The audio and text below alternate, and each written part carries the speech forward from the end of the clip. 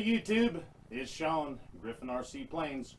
In this video, I'm going to take the motor off of the Tower Hobbies Edge 540 because the motor we had put on the Tower Hobbies Uproar, the configuration that it just happens to be in, the motor shaft is coming out of the back. For whatever reason, that's just how it was when I got it, and having it like that is not good for the battery compartment area. If you want to win this jet, all you have to do is subscribe, click the notification bell, and the like button. Then check back with me from time to time and see my new videos. Once we get to 1,000, we're going to do a drawing. I had a drawing at 100 and only 30% signed up. With those odds, it could be a 1 in 300 chance. Just that shaft sticking in there is just too close to the battery. So the motor on the Edge 540 is the same as the motor that's in my hand. It is a Hobby Star 4250 720 kV. So they're the same. We'll take this one off and maybe we'll swap them, or maybe we'll take two to make one. We'll see. This motor's been kind of noisy. Lately I can hear the bearings maybe going out or something. So it needs to come off anyways. So let's get to it and pull this motor off, and we'll see what we just get into. Who knows? Well, we get the prop off first. Well, it's what's today? Tuesday evening. Hope everybody's having a good week so far. I'm having an okay week, except for the heat. It is hot here in Middle Tennessee. I don't know exactly what the temperature's been, but it feels like temperature's been over 102 for sure. I mean, the humidity's been bad. It's been sticky and hot for sure. I've got a container here that like some electrical tape came in. It's good to put your screws in and stuff. Don't lose them. This plane has that really cool motor mount in it. I think it's made by Great Planes. The adjustable one. It's really neat. You'll like it when you see it here in a second.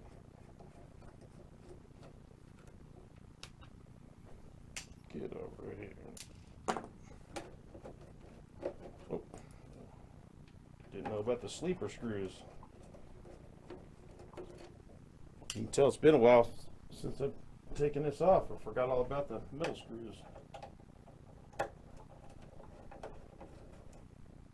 Now we can try to take it off.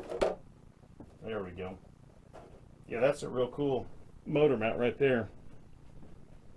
Give you guys a little. Yeah, here's that really cool adjustable mount. It's really really neat. It's Great Planes, I think it is, the size large, and that's really neat for these planes because it gives you options. If you this was originally for a glow engine, and now they sell it as electric or glow, and what they sell you for an electric conversion is a wooden box, 6 sides that you glue together. And you need to get your measurements, right for the motor you're using. And then by using that motor box that they give you, then now you're stuck with that size motor. With this type motor box, it's adjustable. So if I get a different motor and it's a little bit longer, a little bit shorter, I've got the adjustment room, wiggle room here. Anyways, we'll pop it off and then we'll compare these motors here and see what we're gonna end up doing with them.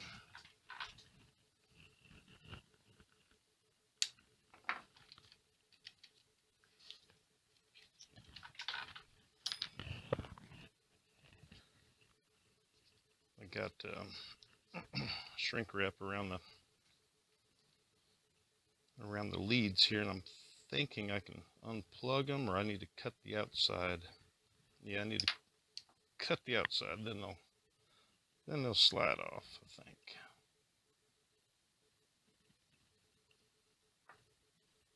I think so. This is the Hobby Star 4250, but Hobby Star goes by the internal measurements, so they call it a 3520.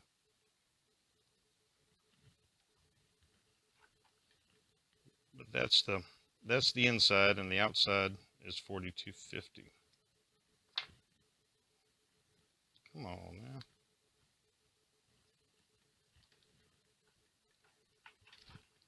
There's one. And we'll either put the motor that I first originally put on the upper oar, put it on here, and then take this one and put it on the upper oar, or we'll just rebuild both of them or something. We'll figure something out. We'll set them side by side and see what we're going to do here with them.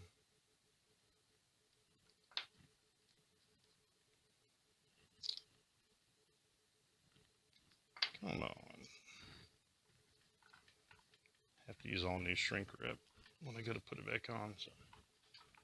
Alright, there's that. And then it's got four bolts on the back side there. Allen keys. Might not be the right size. Allen wrench. No. Let's see what we got here.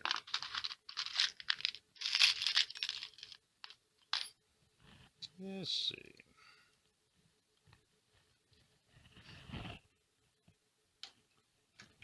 That's more like it.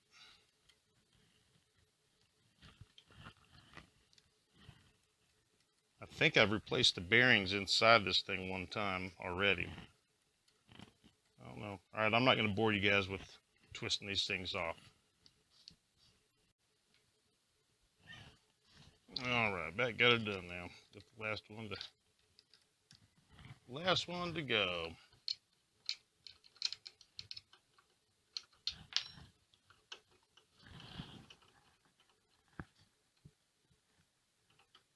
All right, I'll do my washers. There's that.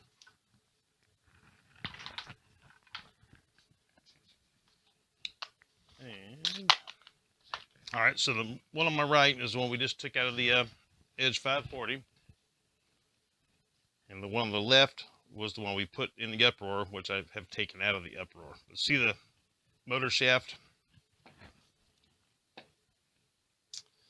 So the reason it is like that is I think I put a longer shaft in this motor at one time, and I had it coming out through the front to use a collet style prop adapter.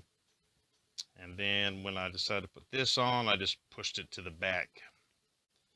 So if this was our only motor and we wanted to put it on the back on the upper oar, you could just cut that off if you didn't ever need it or weren't concerned about having the longer shaft. I think I've actually cut, maybe this one's been cut.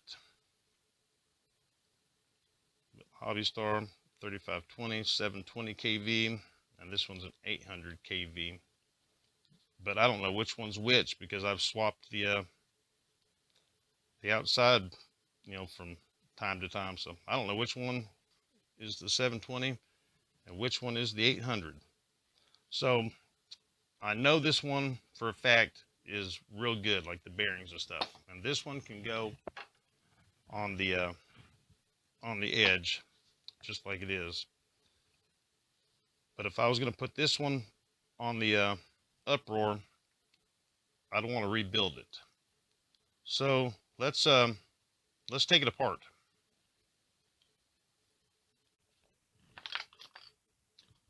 Just in case you guys were curious and you wanted to know about what a collet style prop adapter is, it's this one here. And it would slide over the prop shaft, and then as you tighten the nut, this part right here is like it's not concave, beveled, I guess. As it pushes down, it's going to close these up and grab it, just like similar to a drill, when you're putting your drill bit in. So I'm pretty sure I was using this on the front, and I had the shaft pushed out to the out to the front. All right, so let's take this one apart real quick. I'm pretty sure I used Loctite on the grub screws, so I'm gonna heat up my Allen driver. And when I put the Allen driver in the Allen grub screw, the heat might loosen up the Loctite. Then you want to kind of hold it there for a second until the heat transfer. And then maybe it should come loose. Yep, just like that. And then I got one little clip right there. These things are kind of a pain to get off and on.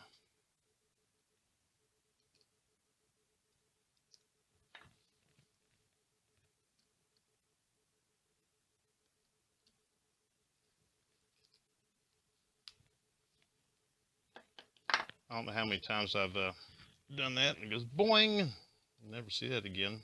Oh, there's two grub screws. Let's heat that one up. Let's heat that one up too.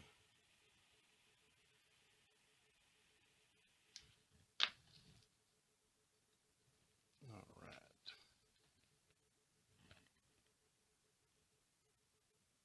There it is. Okay. So there's the lock collar. Hot. A little snap ring. And then some motors have another lock screw, a grub screw going in. So you want to kind of look for that. I don't see one. There's a couple of washers right here. Right there. So it should just pull apart right now. You just come straight out, and it's going to take some force because you're fighting the magnet. There is another grub screw right there, but we don't need to take that off because as we pull this out, that shaft is going to still be sticking. You don't want to pull on your wires, so and be careful to smash your fingers, just like so. And then there's another washer. So there's inside of it.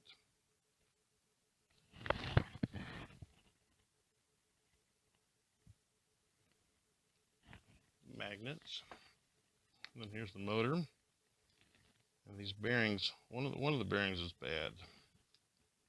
By this one being the color blue, that tells me that I've put that bearing in. This looks like an original, and I can kind of feel some roughness. And I just so happen to have a bunch of motor stuff.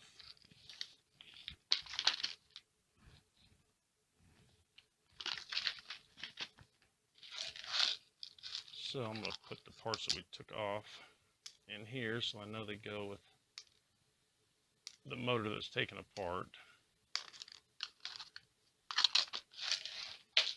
There's that motor's out of there.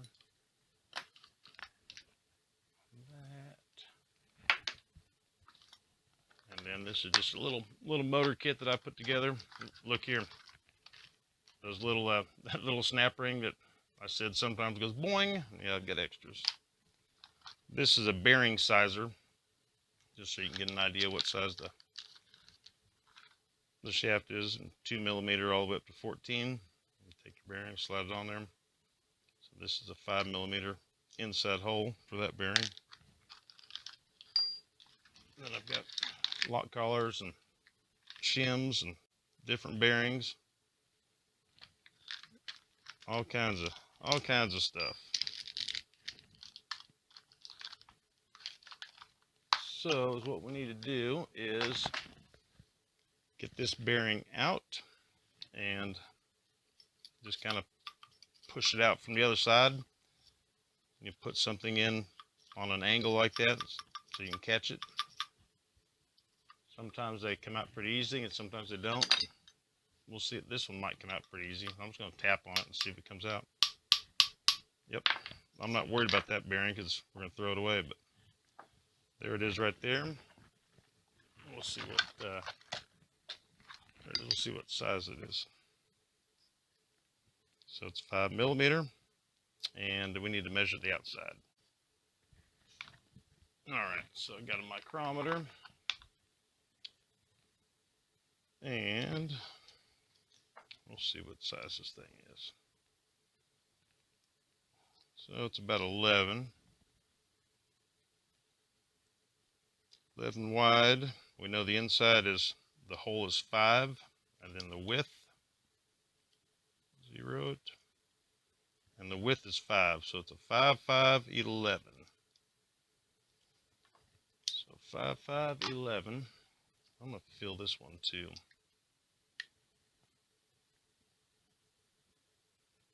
Yeah, that one feels pretty good. So 5, 5, 11.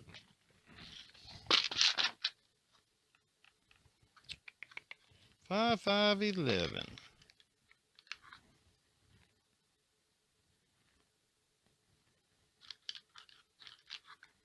Making sure if make sure they're good. These bearings are not very expensive, and you kind of pay for what you get.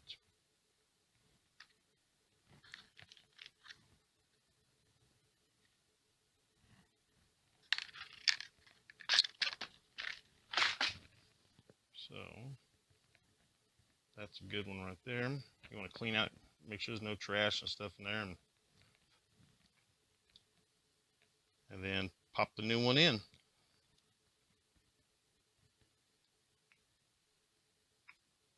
If it goes, straight in, perfectly straight, it shouldn't take much effort to get it in. If you got to start using some kind of mechanism to squeeze it in or press it in, or you're hammering it in, then number one, something's wrong. And number two, you're going to damage the bearing by the time you get it in there.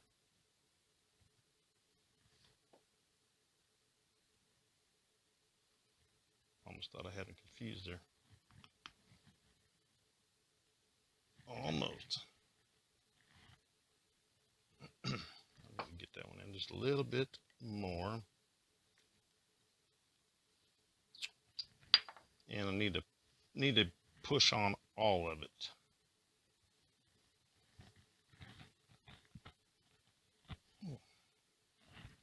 I'm going to kind of feel in here and see if it's down all the way.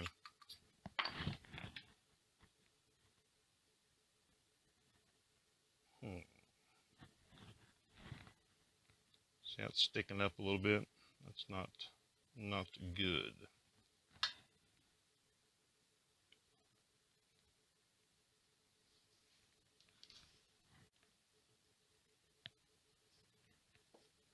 Let's give it just a gentle tap, see what happens. Yeah, it's going. Hear the sound, how it changed? You know it's all the way in there. So it went down fairly easy. Like that. Feels good, feels good. All right, we get our pieces back. This little copper one or something goes first. I guess you can call that a wear sleeve or something, a wear ring. As it starts to, it's going to wear that out before it wears the bearing out or the casing or something. Then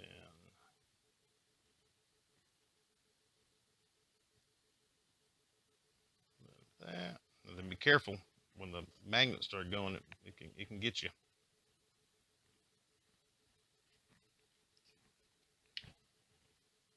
Just like so. And then there was 2 shims. The reason there's shims on here is because these blue bearings, I think it's a millimeter thinner than it needs to be. Making sense. Like it was probably like 6mm, and I can only find a 5 or something like that. So these shims are taking up the difference, as if it was a thicker bearing. Like so.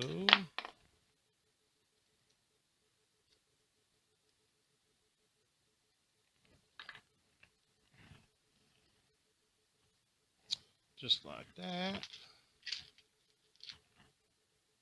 And then there's a, where the grub screw tightens down, there's a little notch in the shaft right here. There's a flat spot. You need one of those grub screws to go to tighten up against the flat spot.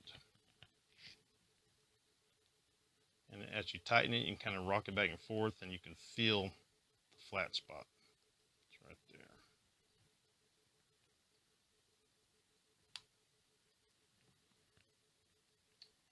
Like so.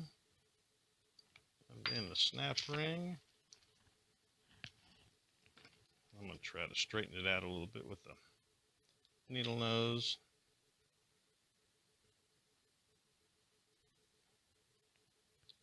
Just like that. Then after I get it over it, I'll close it up with the needle nose again, just to tighten it up.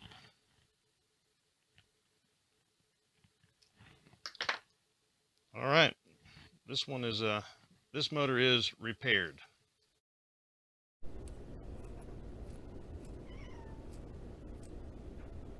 Oh, it feels so much better.